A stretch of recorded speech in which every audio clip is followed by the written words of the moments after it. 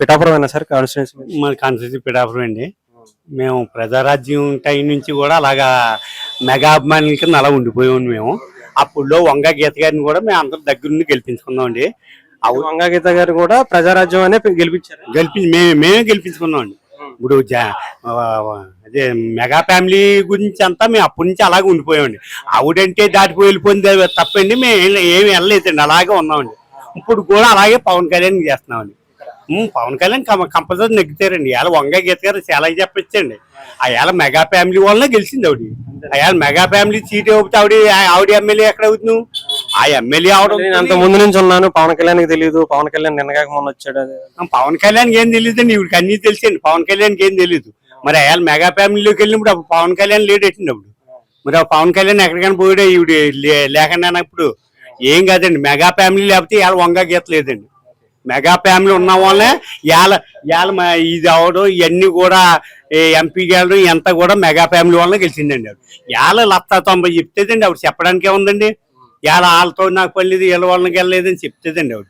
ఈసారి ఏంటి ఆవిడ కూడా చాలా మంది అంటే మంచి వ్యక్తిగా అని చెప్పి చాలా మంది చెప్తున్నారు. ఆ మంచి వ్యక్తిత్వం ఎక్కడి నుంచి వచ్చిందంట? మంచి వ్యక్తిత్వం పిఆర్పి టైంలోనే వచ్చింది. ఆ మంచి వ్యక్తిత్వం అండి. ఆ పిఆర్ ఎంచుకున్నారు. ఇప్పుడు ఆ పిఆర్పి తర్వాత ఈ ఎంపీ చేసిందండి. ఎంపీలు ఎవరికి ఏమీ చేయలేదు, ఏం చెందలేదు, ఎవరిని పలకించలేదు.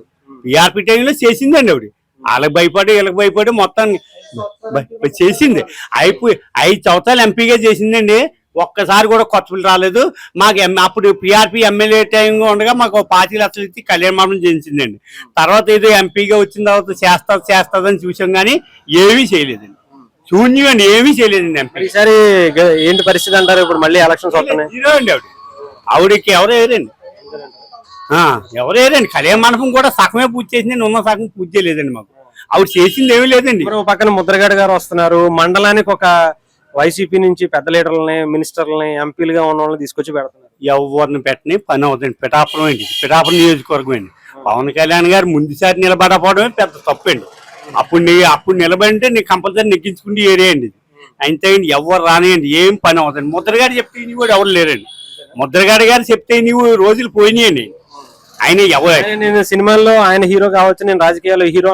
ఎందుకండి వయసు అంతా అయిపోయింది. ఇప్పుడు చీ అనిపించుకోవడానికి అంతే. అన్ని ఆ మాటలన్నీ వయసు అంతా అయిపోయాక చీ అనిపించుకోవాలి కదా జనాలతో. అందంగా పోతే ఎలాగా? అందంగా పోతే కొన్నాళ్ళ పాటు పేరు నిలబడుతుంది. అది నిలబడడానికి ఇష్టం లేదు ఆయనకి. అందుకని చీ అనిపించుకోవడానికి ఇప్పుడు ఇవన్నీ మాట్లాడుతున్నాడు. నిన్న కూడా పవన్ కళ్యాణ్ గారు మా ఇంటికి రావాలంటే అర్హత ఉండాలి. జగన్మోహన్ రెడ్డి గారు అంటే ఆయన నాన్నగారు సీఎం గా చేశారు, ఈయన ఎంపీగా చేశారు, ఇవి అని చెప్తున్నారు. అంటే అవినీతి చేస్తేనే ఆయన ఇంటికి రానిస్తారా, లేదా మామూలు మంచి వ్యక్తులు రానివారు అంటారు? రానివారండి. మంచి వ్యక్తులు అవినీతి చేసిన వాళ్ళని ఆయన ముద్రగాడు గుమ్మం ఎక్కాలండి. మంచి వ్యక్తులు ఏం రానివారండి. ఈయన టోటల్ గా తప్పుడు మనిషి అండి. నాకు ముద్రగాడి చాలా అభిమానం ఉండేదండి. ఎప్పుడైతే వైసీపీ పార్టీ కమిటీ అయిపోయాడో ఇంకా అప్పటి నుంచి ఆయన ముఖం చూడడానికి కాదు, ఇలాగ ఎక్కడ ఎదురవినా కూడా చీయని కూడా మూసుకుంటే పరిస్థితి కూడా వస్తుంది. అంటే ఇప్పుడు ముద్రగడ గారు కానీ వీళ్ళందరూ కూడా ఇక్కడే దిగిపోయి పవన్ కళ్యాణ్ గారిని ఓడించడానికి రెడీ అయిపోయారు. ఎందుకని అంటారు? ఎంత భయం ఎందుకంటారు పవన్ కళ్యాణ్ గారికి? ఆయన వస్తే వీళ్ళ ఆటలు ఏం సాగవండి. ఆయన అసెంబ్లీలో కూర్చున్నా వీళ్ళు నచ్చినట్టు సీఎం అవుతానని చెప్పట్లా, లేదు నువ్వు మంత్రి అవుతానని చెప్పట్లా. అయినా కానీ ఎందుకు భయపడిపోతున్నారండి ఒక ఎమ్మెల్యేగా కూడా గెలవడం? ఆయన వీళ్ళ ఆటలు సాగవండి. ఆయన వస్తేనే సాగు అని చెప్పి వీళ్ళు భయపడుతున్నారు. భయపడడం కాబట్టి ఎంతమంది ఎందుకండి ఇక్కడ రెడ్లు అందరూ వచ్చి ఇక్కడ కూర్చుండి పనేటి. మిగతా నియోజకవర్గాల్లో వీళ్ళు కాయచ్చు కదమ్మా, ఇక్కడే పనేటి. పవన్ కళ్యాణ్ వెళ్తే అసెంబ్లీలో అడిగడితే వీళ్ళందరికీ దడండి. వీళ్ళు ఎట్ట వచ్చినా సాగవండి, ఆటలు సాగవు. దానికి భయపడింది వీళ్ళ ఆటలు. మా ఆటలు సాగు ఇక్కడికి వెళ్తేనే ఆయన వస్తే సాగో. ఎవడొచ్చినా వాళ్ళకి పర్లేదండి, ఈయన రాకూడదండి. ఈయన వెళ్తే వాళ్ళ ఆటలు సాగవండి. అదే భయం అండి. ఆ భయంతో ఇంతమంది ఇంటికో బైక్ ఇస్తామంటున్నారు, బంగారం ఇస్తామంటే అంటే ఇంటికి ఒక 1,00,000 రూపాయలు ఖర్చు పెట్టడానికి, ఓటుకి 1,00,000 రూపాయలు ఇవ్వడానికి రెడీ అయిపోయింది. నాకు ఒక 50 వెళ్తే తీసుకుంటాండి. డబ్బులు తీసుకుంటాండి. డబ్బులు ఇప్పుడు వాళ్ళ డబ్బులు ఏం కాదు కదా, వాళ్ళ పెట్టిలో సొమ్ము కాదు, వాళ్ళ సొంత సొమ్ము కాదు. అది ఈ గవర్నమెంట్ లో తగ్గిన సొమ్మే. నేను తీసుకుంటాను 50 వెళ్తేనే. ఇందా బాబు మా జనసేనలోకి వచ్చాయని చెప్పి డబ్బులు తీసుకోవడం కానీ ఓటేసేటప్పుడు కానీ వాళ్ళు కానీ వెళ్ళి చూస్తారంటే అక్కడికి వచ్చి రావుడు కానీ నాకు నచ్చింది నేను వేసుకుంటాను ఓటు. నేను తీసుకుంటాను ఒక 50 వెళ్తాను. లోపు చాలా మంది అంటే డబ్బులు ఇవ్వడానికో ఇంకో విధంగానో బెదిరించడానికో చాలా రకాలుగా ప్రయత్నిస్తున్నారు. ఇంకా 40 రోజులు ఉంది. ఈ రూపు ఏమన్నా మారే అవకాశం ఉందంటారు? ఇలాగే ఉంటారంటారు? ఇలాగే ఉంటారండి. బెదిరిపోవడానికి ఇది పిఠాపురం అండి, రాయలసీమ గడ కాదండి బెదిరిపోవడానికి. వాటర్ని భయపెట్టడానికి చేయడానికి బ్యాచ్ ఎక్కడ దిగిందంటే రాయలసీమ బ్యాచ్ దిగితే అక్కడ సాగుతాయండి వాళ్ళ ఆటలు ఎక్కడ సాగండి అవి ఇక మడతెడేస్తారండి ఇక్కడ మడతెడేస్తారు ఇక్కడ సాగండి ఎక్కడ మంచి ఎంత మంచిగా అయితే ఉంటారో అంత చెడ్డ చేసే వాళ్ళు కూడా ఎలా తొక్కాలో వాళ్ళు తొక్కేస్తారు అయ్యేమి ఇక్కడ సాగండి వాళ్ళు రాయలసీమలో సాగుతాయండి ఎవడు ఏం మార్చలేడు ఇప్పుడు మీరవని మీరని ఎవరినన్నా అడగండి ఎవడో భయపడి ఏం చెప్పలేదు మేము పవన్ కళ్యాణ్ చేస్తాం ఖచ్చితంగా చెప్తున్నారు వాళ్ళ ఆటలు సాగండి ఇంకా ఏదో అనుకుంటున్నారు వాళ్ళు ఏదో చేద్దాం అని చెప్పి ఏమీ సాగండి ఎంత మెజారిటీ వస్తుంది అంటారు సార్ మెజారిటీ అండి మా అంచనా ప్రకారం అయితే లక్ష అండి అంచనా ప్రకారం ₹1,00,000 ఖర్చు పెట్టినా ఎంత డబ్బు ఖర్చు పెట్టినా లక్ష దాటి వస్తుందండి ఈ నియోజకవర్గం అయితే లక్ష దాటే రావాలండి అభివృద్ధి ఇప్పుడు మేము చూసాం బస్ స్టాండ్ కావచ్చు మురికి కాలువలు కావచ్చు ఇంకా చాలా దారుణంగా ఉంది రోడ్లు ఏమీ లేదండి అభివృద్ధి అన్నది లేదు ఏమీ లేదు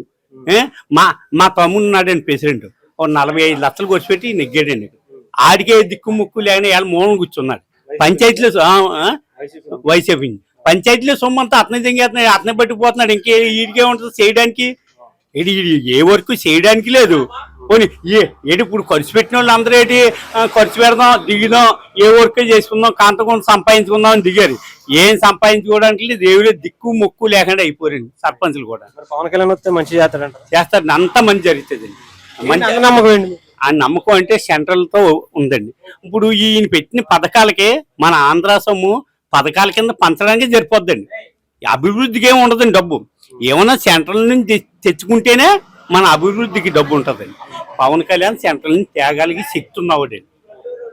శక్తి ఉన్నవాడు ఒక సినిమా ముఖ్యమంత్రి స్థాయి ఉన్నవాడు మాకు నిలబడుతున్నాడండి మాకు ఇంకా అంతకన్నా ఏం కావాలి సార్ ఇక్కడ పిఠాపురం ఇక్కడ శాశ్వత నియోజకవర్గం ఇంకా పవన్ కళ్యాణ్ శాశ్వతం పవన్ కళ్యాణ్ ఇంకా శాశ్వతంగా నిలదొక్కించుకున్నట్టండి ఆయన ఇంకా అలా నిలదొక్కించుకున్నట్టండి ఇంకా ఆయన్ని అటు ఇటు తోయడానికి కానీ ఎవరికి కానీ ఇంకా అవకాశం లేదండి వంగా గీత గారికి మాత్రం చాలా తప్పండి పవన్ కళ్యాణ్ వాళ్ళని అలా మాట్లాడడం చాలా తప్పండి రాజకీయ చరిత్ర అయిపోలేదండి ఇంకా బోల్డ్ ఉందో రాజకీయ చరిత్ర ఆవిడ అనుకుంటుంటే రాజకీయ చరిత్ర అయిపోయింది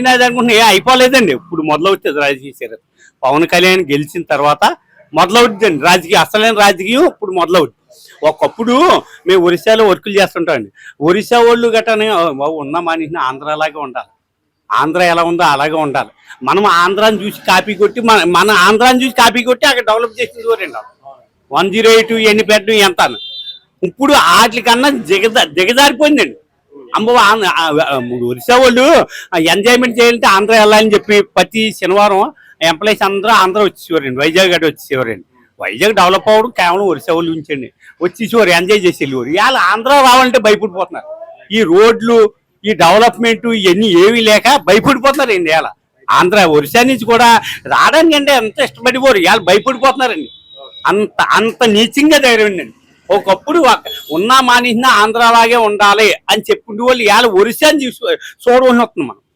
ఈసారి అయితే గెలిచేది మాత్రం ఎవరంటారు పవన్ కళ్యాణ్ అండి ఇంకా గెలిచేది ఇంకెవరు చూడక్కర్లేదు